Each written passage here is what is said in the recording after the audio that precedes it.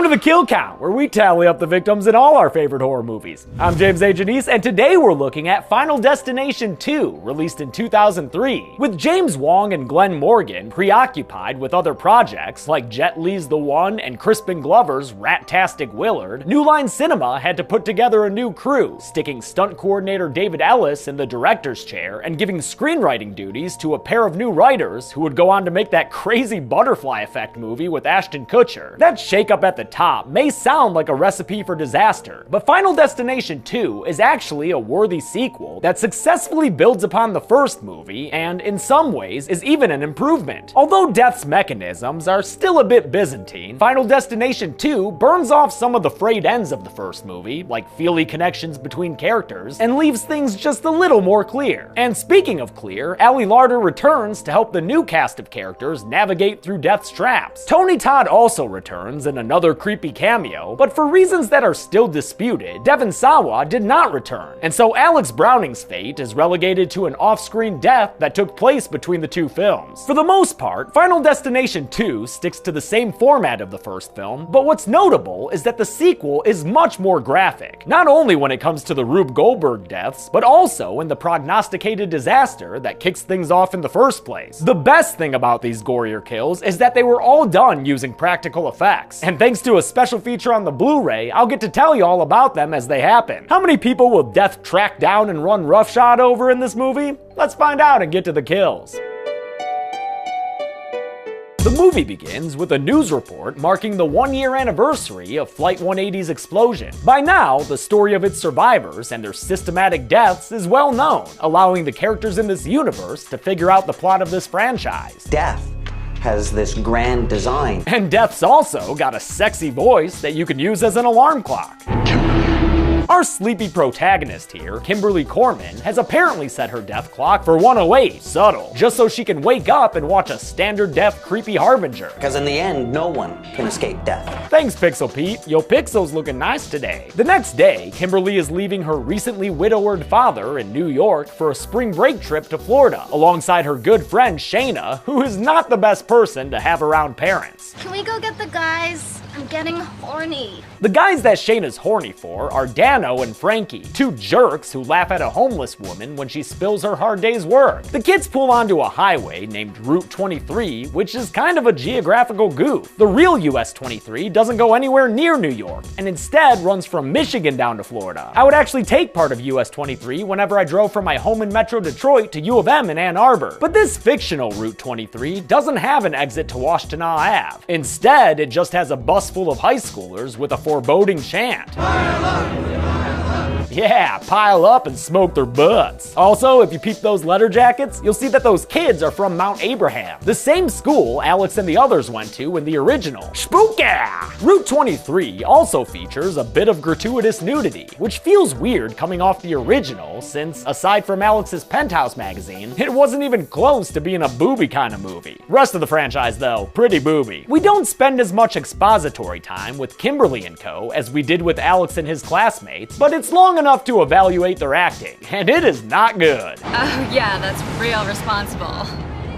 I've heard AJ Cook is actually pretty good in Criminal Minds though, so maybe this was just a sort of warm-up role for her. While Kimberly and her idiot friends blatantly ignore their car's idiot lights, we meet the other highway participants who will end up being characters in this movie. Among them are a handsome deputy named Burke, a cop-aversive druggy boy named Rory, a high-strung businesswoman named Kat, who spends the whole movie stress smoking, a motorcycling high school teacher named Eugene, another recent widow named Nora, and her smarmy son Tim, a sup girl pony car driver named Evan, and finally, a pregnant van driver named Isabella. Whew, okay. Oh yeah, there's also an ominous kid that Kimberly sees smashing toy cars together. It'd be a fucked up god to take down this highway, huh? But I guess in the universe of these movies, there is a fucked up god, since one coffee spill later, all chains and hell break loose. The ensuing disaster is freaking amazing. Cars spin through the air doing whirly bobs, that Eugene dude gets crushed by his own motorcycle, a freaking garbage truck crashes crashes into Rory's car and blows it all to pieces? Fuck yeah, dude! This set piece probably looks so amazing because, in addition to being a stunt coordinator, director David R. Ellis was also a second unit director. If you didn't know, second unit directors usually direct parts of a movie that don't involve a lot of acting, so that can mean B-roll and establishing shots, or in Ellis's case, major action set pieces. In fact, some of Ellis's second unit directing includes scenes from Waterworld and The Matrix Reloaded, and the Quidditch scene from the first Harry Potter movie. Weirdly, though, in 2013, Ellis was found dead in his hotel bathroom in South Africa. No cause of death was ever released, but police said that no foul play was suspected. Super bizarre, but in any case, rest in peace, dude. Ellis's magnificent ballet of destruction also kicks a lot of ass because it's almost entirely practical. The biggest use of CGI was for the logs falling off the truck. They tried to use real ones, but those just didn't have the bounce they were looking for. Thankfully, the digital logs they created look amazing and are combined with actual vehicles, like Kimberly's flippy red SUV, that are being driven by supremely talented stunt drivers. The end result is a large-scale disaster that has a terrifying realness to it. This is a great way to use CG, folks, for little things, like adding actor Michael Landis's face to the dummy in his car, or removing the wires that help drag Eugene's stunt performer down the road. What a phenomenal catastrophe this is. We see all the relevant characters get killed in various crashes and fiery explosions, with Evan the Firebird boy suffering a particularly horrific fate as he burns to death trapped inside his car. Finally, Kimberly and her three friends face down their own death in the form of an oncoming semi-truck from hell. Except, well, that car crash was all in her cornea. Yeah, you already knew it wasn't real, and you also already know that Kimberly's gonna get freaked out by seeing the same things happen that she saw in her premonition. She acts fast and blocks the on-ramp so nobody behind her can merge onto the highway of death. Deputy Marshal Thomas Burke approaches her and asks her what's up, and she frantically tells him about the crash that's yet to come, even pointing out the specific log truck that's going to cause it. In no time at all, she's proven right, and the giant crash that we saw in her vision takes place for reals. Later on, we'll hear from a news report the estimated number of casualties from the accident. A record-breaking pileup killed an estimated 18 people. So I'll go ahead and put 15 people on the count right now. Yeah, that's right, I said 15. Why didn't I put 18, like the news report just said there? Well, because that number includes Kimberly's 3 annoying friends, who are still in their SUV when it's hit by an out-of-control 8-wheeler. Kimberly only survives thanks to Deputy Burke's intervention, who gets her away before she's taken out alongside another flaming hunk of metal being dragged down the road. At the police station, Kimberly tells Burke and the other survivors about her vision and says that it sounds mighty similar to what happened with the Flight 180 survivors 1 year ago that day. My premonition was just like his. Most of the survivors are already familiar with the story, but for Nora, who isn't, we have a god of war present to explain the god of death. You know, some people even said that death itself was stalking them, hunting each one down until they were all dead. Thanks, Kratos. The survivors return to their daily lives, which for Firebird bro Evan Lewis means spending a buttload of money since he recently won the lottery. Maybe spend some of that on a cleaning service for your apartment, brah. And a subscription to Sunbasket so you don't gotta be eating that alleyway spaghetti, you dig? Evan is played by David Patecow, last seen on the kill count in AVP Requiem, getting his face melted off by xenomorph blood. The only additional character trait he gives us here is shirtlessness, making him an easy mark for this movie's first elaborate kill, which you know is coming as soon as death blows its mysterious sweet nothings all around Evan's apartment. Disaster begins when his gaudy new ring goes down the drain and his hand gets caught because of the gaudy new watch he's wearing. Before you know it, there's a gaudy new grease fire going in his kitchen, all while his answering machine fills with comically ironic messages about his recent lotto win. Tell me when you get in, you lucky fuck.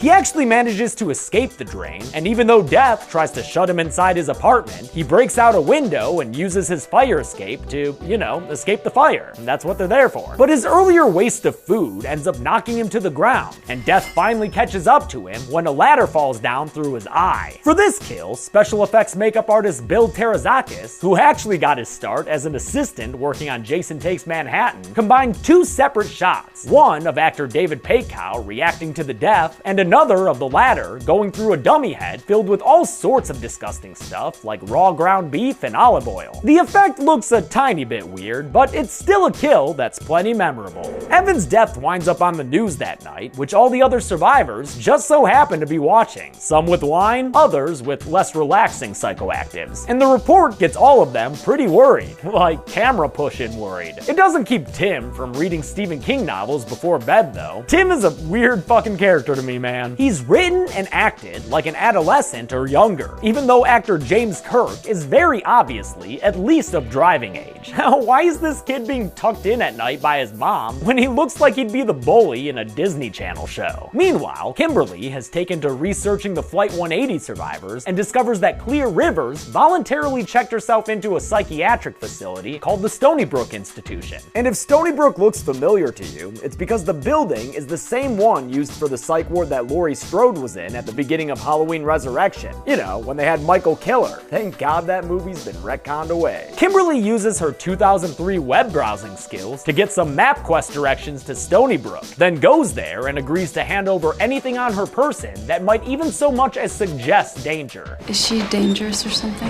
No, honey, she expects you are. Clear lives in a padded room that, still has plenty of dangerous stuff on the walls right there, you silly. And she tells Kimberly that since somebody else intervened and saved her life, congrats. She's now last on death's list. But don't worry. Once the others are dead, it'll come back for you. Kimberly asks for help that Clear refuses to give, and she restricts her assistance to simply telling Kimberly what's gonna happen to everyone she saved. But Kim points out something cloudy in Clear's theory. In Kimberly's premonition, her shitty friends died last, while in real life, they died first. Died last. Yeah, that's what she said, Clear. Keep up. For reasons yet unknown to these ladies, Death's working backwards this time through. But Clear can't be bothered to figure it out, so instead she tries to scare Kimberly away by showing her a picture of Alex's body. In an earlier scene, we saw a news article that said Alex was killed by a random falling brick. And I normally wouldn't count an in-between movies off-screen kill that we only learn about from a news report, but here we have a body to look at, so on to the count it goes. Kimberly leaves Clear, mad at her refusal to help, and it's not until a bit later that Clear is overcome with guilt and decides to check herself out of the hospital so she can be a proper character in this movie. Kimberly then meets with Burke and tells him that according to Clear, they need to be looking for signs of death, kinda like that window reflection of a bird attack. That's not good news for the next people on Death's list, Nora and her ambiguously aged son Tim, who are currently at a dentist office surrounded by a whole bunch of construction. If only all that noise could have covered up Tim's weird joke about pedophilic sexual assault. If he gives me the gas and I wake up with my pants unbuttoned, we ain't paying. What the fuck was that line? A child shouldn't be making jokes like that. Does your mom know you've been smoking? What? And he smokes too? Tim, man, how old are you? While Timmy gets his tooth drilled, a bunch of dangerous stuff begins to happen involving water leaks, electricity, and the pigeons that were foretold in Kimberly's vision, which begin to crash into and occasionally through the dentist office windows. Tim is nearly suffocated by an overdose of laughing gas and a weird little mobile that may or may not be age appropriate for his visit. But he's rescued at the last minute by a dental assistant, so he and his mom are able to walk out of the building unscathed. But then Kimberly runs at him, screaming about pigeons and shit, and Tim gets the elementary idea to run at a bunch of birds. That leads directly to his death via giant plate of glass in another of this movie's memorable kills. And I gotta give this movie credit, it may or may not have just killed a kid. For Tim's death, they used a dummy that was designed to fold like an accordion on impact, and of course, filled that boy with lots of fake blood. No CGI enhancements were used for the body itself. The only thing they did in post was add more birds to the scene to help make it more dynamic. Man, I love the care they took making the kills for this movie. Kimberly and Burke return to her home and are joined by Clear, finally ready to assist them, right after they catch her up on the situation. Second one just died. 15-year-old kid. Oh, 15. I guess that's like the median age of all his characteristics. The three of them head to a cemetery so we can get what Chelsea and I watched these movies for, Tony frickin' Todd, returning as the creepy coroner, William Bloodworth, whose only role in this movie is to issue cryptic warnings. You can't cheat death. There are no escapes. The others plead for him to share any kind of knowledge he may have about the invisible hand of fate, so he tells them that death can only be defeated by the introduction of new life. But the introduction of life that was not meant to be, that could invalidate the list.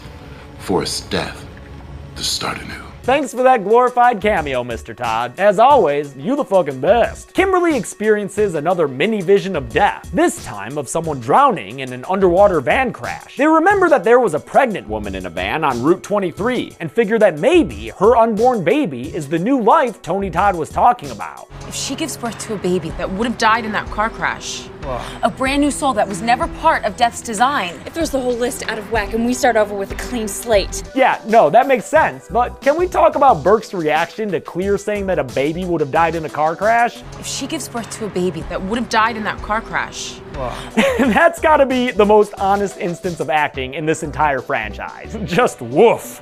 I love it. Burke uses his cop connections to find the pregnant woman's van's license plate, and he has his cop buddies pull her over on false charges of a stolen vehicle so she can be in pocket. Great plan to keep her safe, Burke, but probably not the best way to help police relations in that community. The rest of the survivors meet so Clear and Kimberly can tell them what's what, and it's during these scenes that I got annoyed with the way a few of these characters were written. Take high school teacher Eugene, for instance. T.C. Carson does a great job with what he's given, but the character goes from disbelief to buying into the theory right back to utter dismissal again, all within like an hour. It's annoyingly inconsistent. Even worse is Stoner Rory. Again, Jonathan Cherry gives a solid performance and is sometimes pretty funny, but there's a scene in an elevator that shows Rory is a total asshole to random strangers, sticking his shoe with dog shit in another guy's face and then antagonizing the guy further by trying to rub him with a licked thumb. I don't want to root for that guy, he sucks. I wish the characters in this movie were written just a little bit better, but honestly, we just gotta enjoy what we have now, because things are about to get a whole lot worse in the next two movies. After his flip-flop, Eugene leaves the others, and he's followed by Nora, who at this point doesn't even care if she's the next to die, since she's already lost her husband and son. They get on an elevator, joining a man with a box of prosthetics and an appetite for widow hair, and that's when Rory sees a sign of death in some shadows of a man with a hook. They call Nora and try to warn her about what Rory saw, but that just causes her to freak out and get her hair caught in one of those hooks. The chaos that ensues ends with Nora getting her head caught in the elevator door, which was established as a mechanical quirk earlier in that scene where Rory was being an asshat. But Nora isn't an asshat, and her pre-death cries for help are actually pretty touching.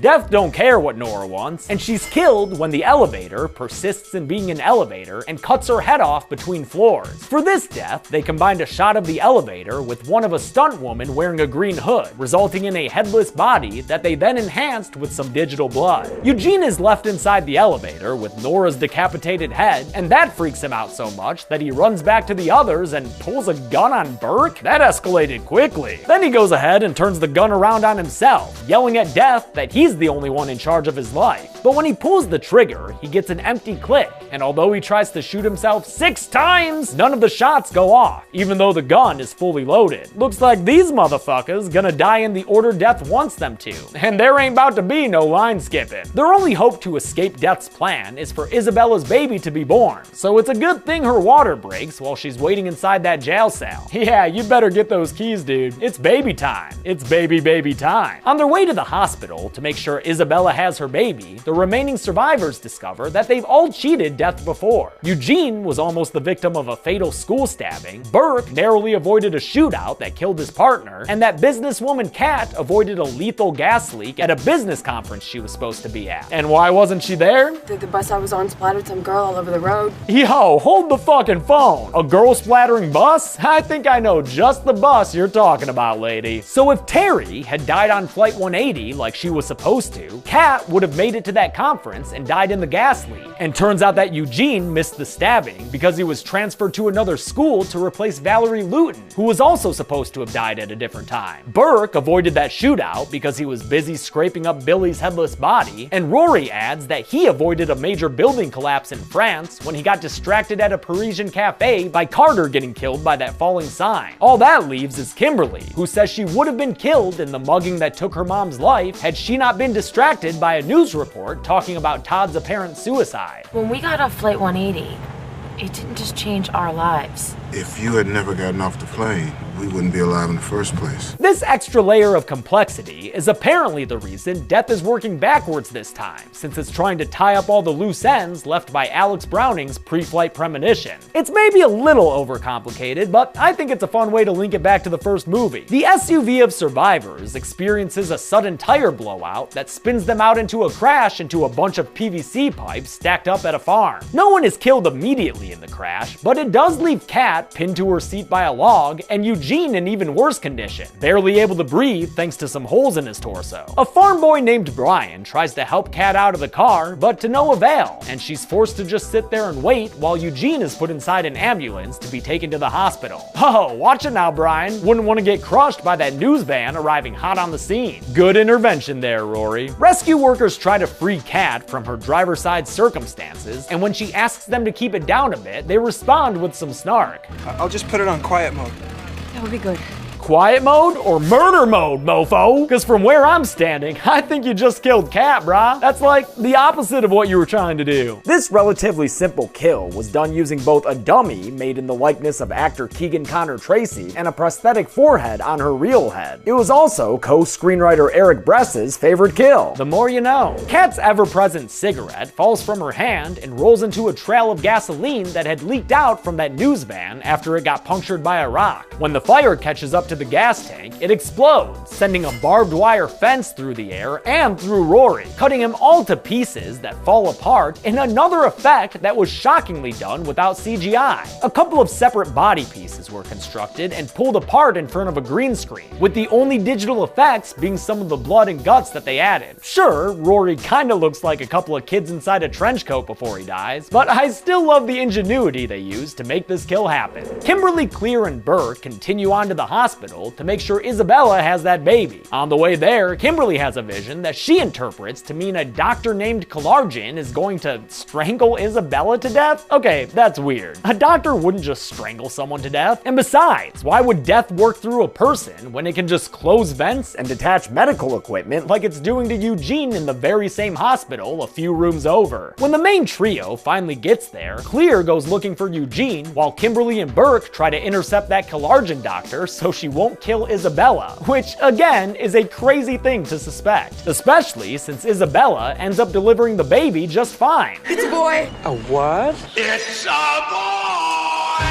Sorry, I'm just fucking around at this point. Death releases its grip on Eugene while Kimberly and Burke celebrate. Everything's good now, right? Oh, wait a minute, we've got another ticket to the AMC Eyeball Theater, where Kimberly discovers that Isabella was never meant to die in that pileup in the first place. That means that her baby was always going to be born, and with no new life to upset Death's list, we're still moving down that motherfucker. Thus, we get a big ol' hospital explosion caused by oxygen and sparks that kills Eugene and Clear at the same time. Yeah, man, they just blew up Clear Rivers. And although Clear wasn't able to escape death, at least Allie Larder was able to escape this series before it went to total shit. Kimberly realizes that those visions she had with the van crash and the Kalarjan stuff were actually visions involving her, so maybe it'll be her new life that finally puts an end to Death's list. She hops into an ambulance and drives it straight into a lake, fulfilling that vision she had mistaken as being for Isabella. Burke jumps in to save her, and as he bangs on the ambulance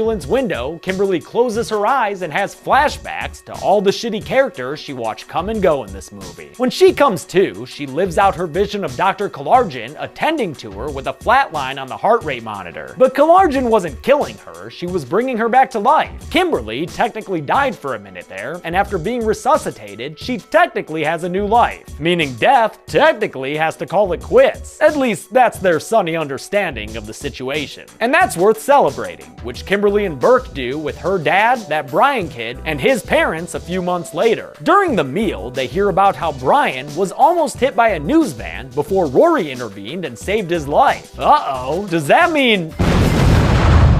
Oh snap, Brian got barbecued! Because without Rory, he would have been dead. It's a fun stinger kill that was done similarly to how most of these kills were done, combining different layers of videos and a dummy for the kill itself. Great way to go out, Final Destination 2. How many kills did Death pile up over the span of the sequel's runtime? Let's find out and get to the numbers.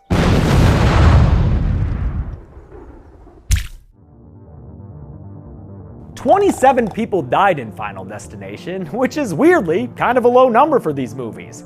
The victims included 8 men and/or boys, 4 women, and 15 people in the pileup, whose genders we'll never know, giving us this kind of pie chart.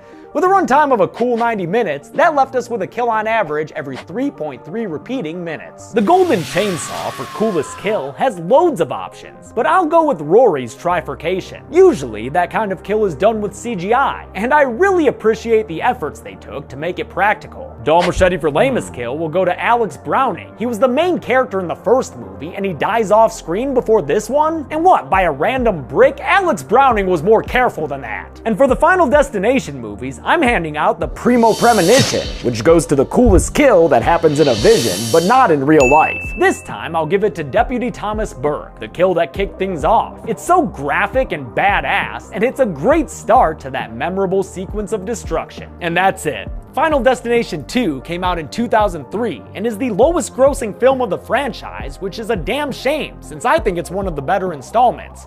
We'll look at one of the not better installments next week, but until then, I'm James A. Janice. This has been the Kill Count. Thanks a lot for watching this week's Kill Count. I want to thank some patrons like Noah Garcia, Nick Rivera, Reese Coulter, Red Hood, Shane, and Eamon Moses. I have this Candyman figure to represent Tony Todd in these movies, and it fell and his fucking hook broke off. I'm so mad that my Tony Todd action figure fucking broke. This motherfucker's got bees in his chest. Look at him. Bees! Thanks everyone. Be good people.